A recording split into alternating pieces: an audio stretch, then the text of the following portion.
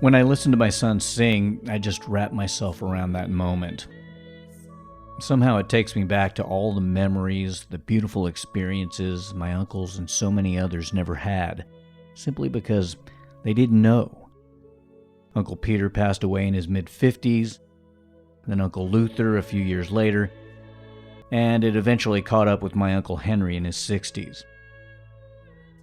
My family only knew my uncles died from liver cancer because doctors never say a person dies from hepatitis B.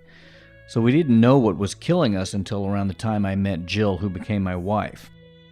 My liver became so badly inflamed that a doctor finally diagnosed me with the chronic form of the virus.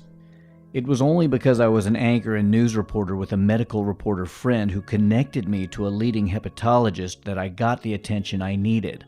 Only then was I asked about my family history and encouraged to talk to my family and begin treatment. Later, we found out my older brother and sister had been rejected at the blood bank because they had Hep B.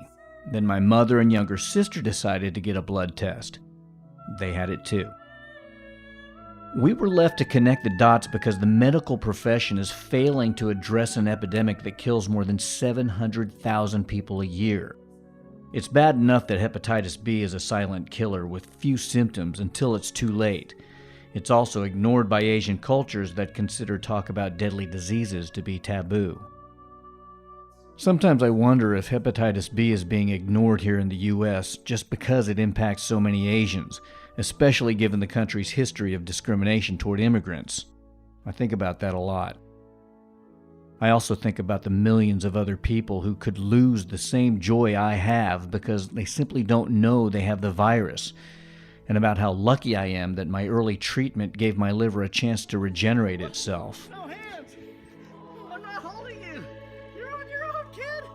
We're not just trying to cure cancer, we're trying to prevent it before it happens. The biggest battle is against ignorance amongst patients and doctors. We can do this. Just be proactive.